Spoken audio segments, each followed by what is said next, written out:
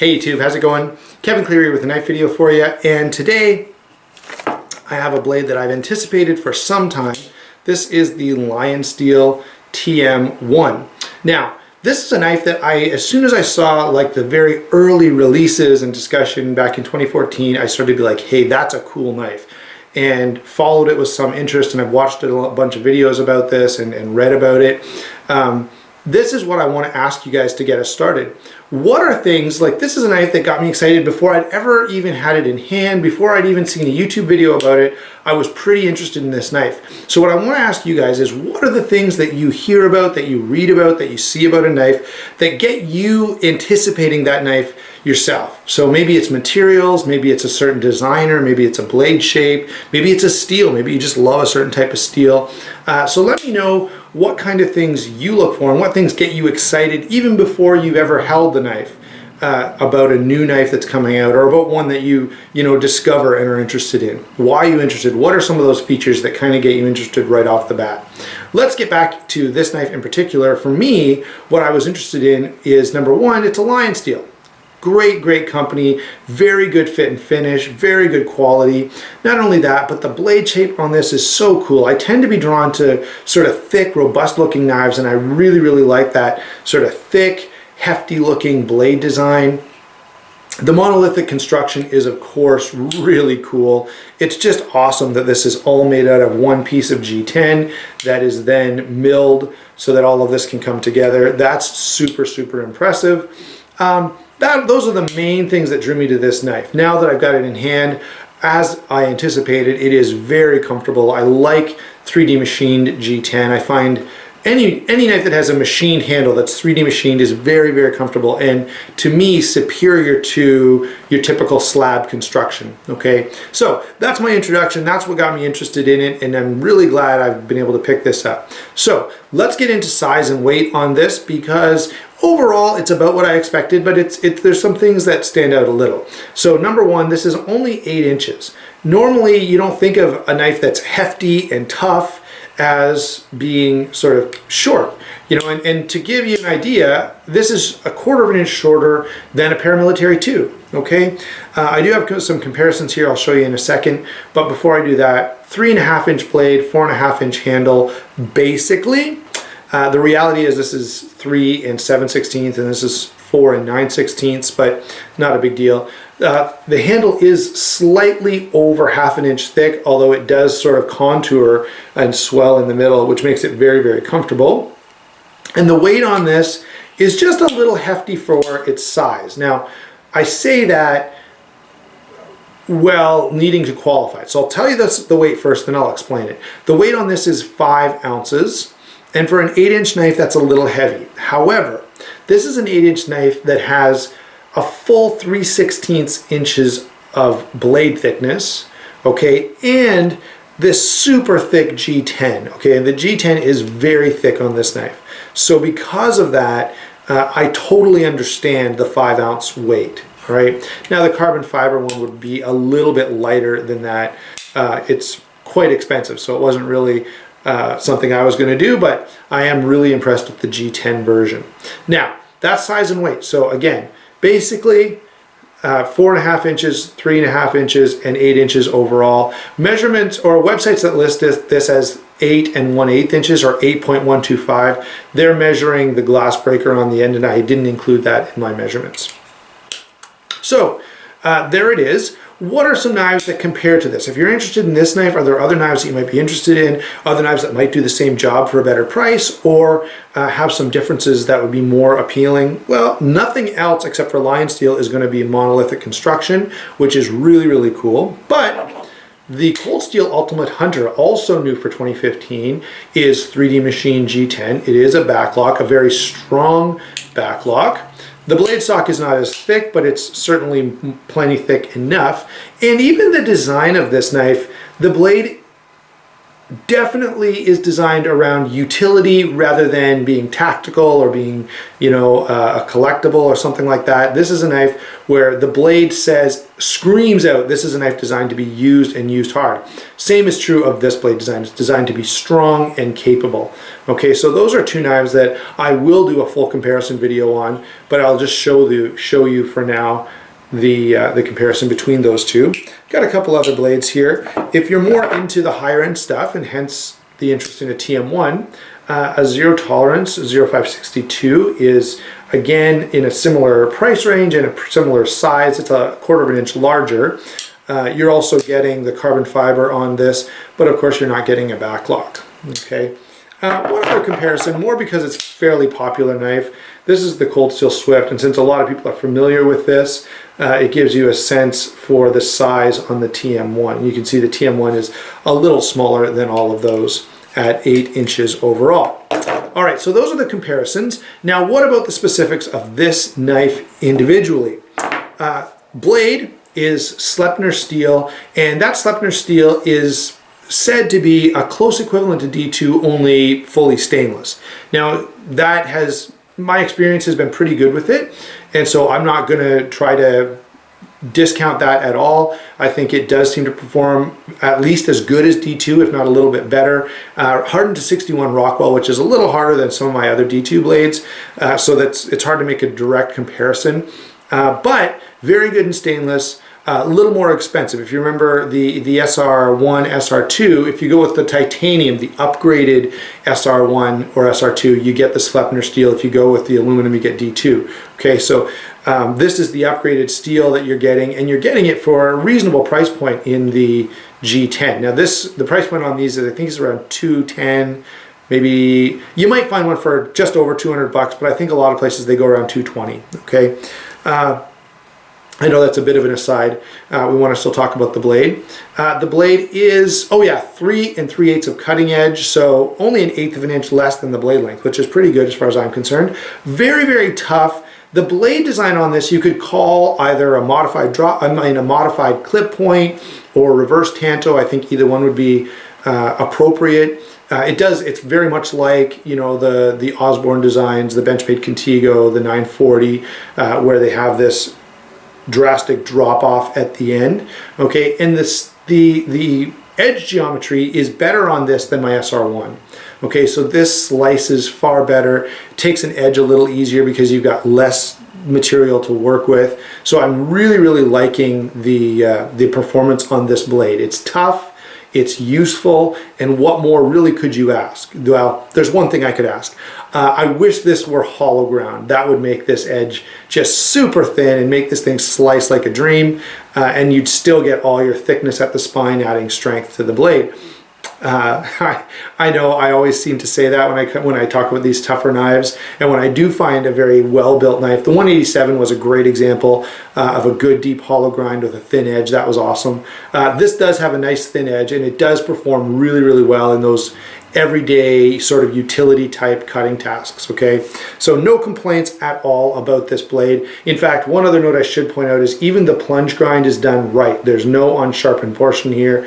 You get a nice even edge all the way to the termination there at the bottom. So very, very nice blade, very thick 3/16 blade stock, really, really cool. What about lockup and deployment on this? Well, it's a little different, okay? It's a backlock, and it's a very hardy backlock. Look at the thickness, guys, on that. Let me zoom in here a little so you can see what I'm talking about. I'll move to the side. I want to show you the thickness both of the blade and of that lock bar. Look at that lock bar. It is ridiculous how thick it is, and the blade is nearly as thick. The lock bar is just a fraction, less than a 16th thicker than the blade stock. Really, really impressive. Now, you can see why. If you look right in there, you can see in the back of the blade where that tooth drops into the blade. Okay, and so yeah, you've got a lot of material there locking that knife into place. It is a ball bearing pivot, so that's weird, and I'll tell you why it's weird. Because you now have a knife that is on a ball bearing pivot, making it very smooth.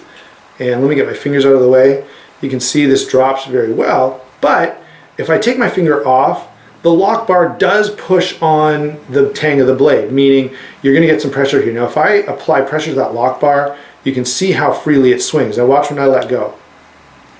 Okay, see that? So it's kind of a strange combination where you get a ball bearing pivot and a lock bar. It seems like one kind of cancels out the other. Not the end of the world, but just something to notice. I will say this is a very fun knife to flip. It's really the only lock back that I own that I'll actually sit and flip open and closed for the fun of it. So I think that says something about lockup and deployment, that it's very, very fun. Okay, and it is done extremely well. I can tell you that I've done all kinds of things with this. I've pushed down hard on the blade, I've put negative pressure on it, all kinds of different things, and I have never had even the slightest bit of lock stick on this. It's just, watch this, one finger, very, very clean, very smooth every time. I think even my pinky could do it. Well, no, my pinky alone can't quite do it, but very, very nice lock to actuate. And of course, as you guys know, some of these cold steels, the triad lock is so tight that you almost have to put two fingers on it to get it to go. Not so with the TM1. Okay, just a nice free dropping blade. Now, when I talk about deployment, I do have to complain about one thing, and that is this thumb disc at the top. The jimping is terrible. It really needs to be sharper so that it would catch your thumb and you could really get a good purchase on this. I'll try to show you. Yeah, it's really easy to have your thumb just slip off this blade. Now combine that with a handle that's fairly slick. This is not heavily textured G10, and you can, if you're not careful, drop this trying to deploy it quickly. Let me zoom back out. Wow, you don't need to look at me that close. Let's come back out here where I feel like I can talk to you better. Okay, so lockup and deployment are good, and although it's a little strange to see the lock back combined with the ball bearing pivot, it does make for a very, very smooth operating knife, as you would expect. I've never seen a ball bearing pivot knife that wasn't pretty smooth. Now, the handle on this, there's a couple of really cool things, and then there's something that's a little bit negative, but the handle on this is monolithic construction. So that means this was one piece of G10. They put it in a mill that can do 3D milling where it cuts all of this out of one piece. And that is really, really impressive. It's kind of a pretty cool feat of engineering. And it does add a lot of cool factor and a lot of pride of ownership to this knife. When you show people, number one, it's a different knife than what they're used to seeing. But when you point that out, this is one solid piece of material. Everyone I've shown, everyone I've talked to about this has been like, that's pretty cool. All right. Now the G10 on this, that's what I want to talk about next. It's comfortable, it's grippy in hand, but when you're trying to pinch it like this, like you would if you wanted to unlock the knife, okay, like you would if you wanted to open the knife, deploy it, it's a little slick. And I have had my fingers sort of slip off when I'm trying to deploy the knife, and that's not that cool. I would like to see a little more texturing on this G10, okay? Now, having kind of pointed that out, I do want to say it looks amazing. The layered G10 on this looks so cool, where you can see sort of the weave pattern in the micarta, I guess is what you could call it. G10 and micarta are sort of the same thing. So the pattern in it is extremely attractive. This is a great looking knife, and I think that's one of the things you're paying for when you buy one of these, is just that very, very attractive handle. Almost looks like wood. It is very comfortable in hand. It is very comfortable when you're using this knife. No hot spots at all. And I actually, the day I got this, I had some carpet to cut up. So even though you go, Kevin, never cut carpet with it. Well, I thought, you know what, let's really put this thing through its paces. So I cut up a bunch of carpet. The edge did fairly well, although it was dull after half an hour or so of cutting carpet. What knife wouldn't be? But what I did discover is that that's some really hard cutting, and it did serve as a great test to see how comfortable this knife was, and it did work really, really well. Pocket clip is reversible to left or right side tip up carry. Lanyard hole is just, you're gonna have a bit of a struggle getting 550 cord through there, but you could do it. So especially if you tie a smaller string around it, pull it through, you'd have no problem. So that's sort of, we've talked about the handle, we've talked about the blade. I think we've pretty well covered everything. overall, I'm really impressed with this knife. It's really attractive. Okay, I think the design on this is very, very well done. It's really cool to see a backlock knife with a ball bearing pivot. They have overcome, you know, backlocks can fail, okay, but Lionsteel decided to make this tough and strong by putting the most stupidly thick backlock in here I've ever seen. Like, this is just a huge, massive piece of steel locking into another huge piece of steel. So that gives a whole lot of confidence. Not to mention the fit and finish on this is superb. So that when this locks into place, it just pops in and it is as strong as could be. Very, very well done. Overall, I really like this knife and I would definitely recommend it. Although I will say this, there are probably some cold steels out there, especially with the CTSX HP, which is basically a super steel, that are gonna compete well against this, and you should probably at least look at them. Now, I'm not saying there's no reason to upgrade to what is a very, very well done knife, but at least consider probably some of those cold steels. All right, what this has going for it is extreme comfort, extremely high attention to detail and fit and finish that of course Lionsteel is known for. Very, very comfortable, and you get a great marriage in this knife. As far as I'm concerned, it's a great marriage of high end while being high utilitarian, high utility value. So super, super useful and super, super high end. It's not, let's say this, you're not making a compromise that you would be with certain knives where you buy them more because you like the art, you like the design of it, but you're not going to take it out into the woods. This, I love the art, I love the design of it. It's an extremely attractive knife, but I would easily take it out to the woods. So it's a great option if you like high-end knives, but you don't want to sacrifice anything in terms of utility. So there you go, guys. That's my take on the Lionsteel TM1. Very, very cool blade, and I've really been enjoying this one to carry around with me, and I'm going to take it with me right now. We'll see you later.